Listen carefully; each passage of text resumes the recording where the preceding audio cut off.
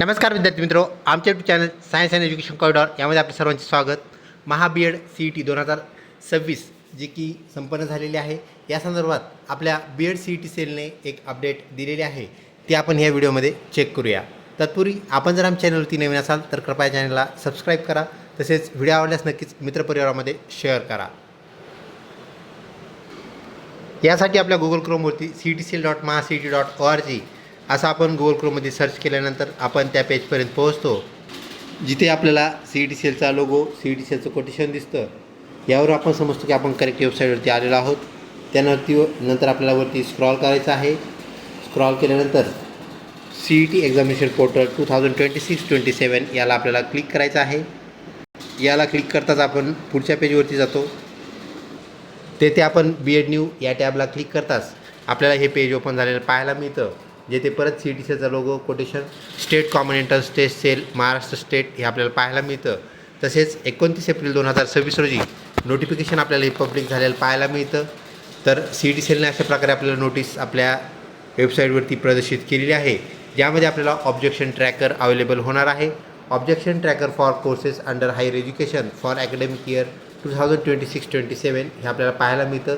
यामध्ये M.एड, MPEd, B.एड, M.एड म्हणजे आपण इंटिग्रेटेड B.एड म्हणतो, B.PEd, LLB 3 इयर्स, आणि त्यानंतर आपलं जे B.एड आहे ते म्हणजे मराठी मीडियम B.एड, तसेच स्पेशल B.एड व ELCT B.एड यासाठी इथे B.एड लिहिलेलं आहे.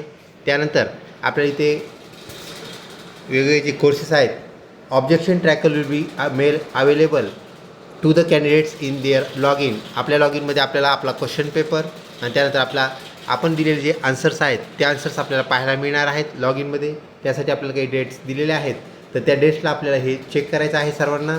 आपण इथे पाहू शकता की विविध जे कोर्सेस आहेत त्याचे नाव आपल्याला इथे दिलेले पाहायला मिळतात. इथे सिरियल नंबर, त्यानंतर कोर्सचे नाव, त्यानंतर ऑब्जेक्शन ट्रॅकरची डेट, कधीपासून ते ऑब्जेक्शन ट्रॅकर चालू होतील आणि ऑब्जेक्शन ट्रॅकर कधी संपतील. म्हणजेच आपलं CET सेल सगळे जे डॉक्युमेंट्स आहे जे आपल्या लॉग इनमध्ये देत असतं, CET सेल त्यानंतर काढून घेतं, हे सुद्धा गोष्ट आपण लक्षात ठेवावी. जसं की आपलं हॉल तिकीट असेल, नंतर आपलं हॉल तिकीट CET सेलच्या वेबसाईटवरती अवेलेबल नसतं, ही सुद्धा गोष्ट आपण लक्षात ठेवावी. म्हणजे वेळेत आपण ते डाउनलोड करून घेणं आणि प्रिंट काढणं, तसेच PDF फॉर्ममध्ये आपण सेव्ह करून ठेवणं हे गरजेचं असतं, ही बाब आपण लक्षात ठेवा. त्यानंतर आपल्याला इथं पाहायला मिळतं M.एड, MPEd, त्यानंतर B.एड, B.PEd, LLB 3 इयर्स आणि B.एड, ज्यामध्ये जनरल B.एड, स्पेशल B.एड आणि ELCT B.एड आपल्याला पाहायला मिळतं. तर आपलं जे ट्रॅकर चालू होणार आहे ते आहे 3/5/2026 ते 5/5/2026, म्हणजे 3 मेला आपलं ट्रॅकर चालू होईल. या ट्रॅकरमध्ये असतं काय, तर आपण दिलेला जो पेपर असतो म्हणजे क्वेश्चन पेपर, आणि त्यानंतर आपल्याला जे आपली आन्सर शीट असते त्यामध्ये आपण जे आन्सर्स नमूद केलेले असतात 1, 2, 3 आणि 4 यापैकी जे आन्सर आपण नमूद केलेलं आहे ते सुद्धा आन्सर आपल्याला डार्क होऊन आलेलं पाहायला मिळतं. त्यानंतर आपल्याला त्याचे स्टँडर्ड आन्सर दिलेले असतात.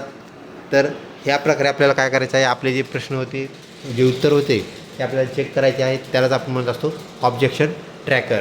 आणि त्यानंतर आपल्याला इथे CET सेलने एक नोटीस दिलेली पाहायला मिळते.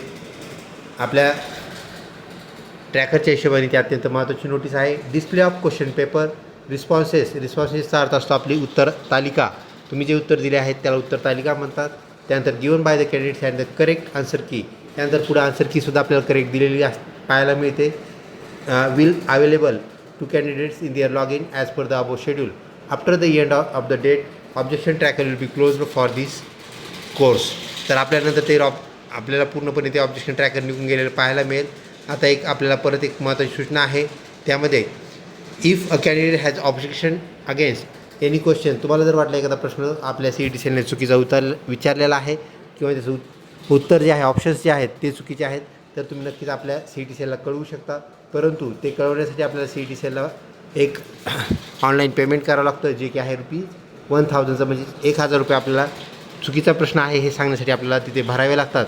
आणि तो जर प्रश्न खरंच चुकीचा निघाला तर आपले 1000 रुपये आपल्याला परत मिळतात. अन्यथा आपला प्रश्न जर तिथं मान्य झाला नाही, CET सेलचा प्रश्न जो आपण चुकीचा म्हटलं होतं तो जर बरोबर असेल, आपल्याला 1000 परत मिळत नाहीत, ही बाब आपण लक्षात ठेवा. अशा प्रकारे ऑब्जेक्शन ट्रॅकर ही असलेली आपली जी अपडेट आहे ती B.एड प्रवेशासंदर्भात असणारी महत्त्वाची अपडेट. विद्यार्थी मित्र, सर्व छोट्यातले छोटे अपडेट्स आपल्याला वेळेत आमच्या चॅनलवरती मिळतील, याची आपण खात्री बाळगा. तसेच CET सेलचा जो आपला B.एड CETचा निकाल आहे, लवकरच आपला निकाल जाहीर होईल आणि त्यानंतर जो आपला शेड्यूल जाहीर होणार आहे, या सर्व बाबीसाठी आमच्या चॅनलला तुम्ही लिंक राहा. चॅनल अजूनही सबस्क्राईब केलं नसेल तर कृपया सबस्क्राईब करा व व्हिडिओ आवडला असल्यास नक्कीच लाईक करा. लवकरच भेटूया पुढच्या अपडेटेड व्हिडिओमध्ये. तोपर्यंत धन्यवाद.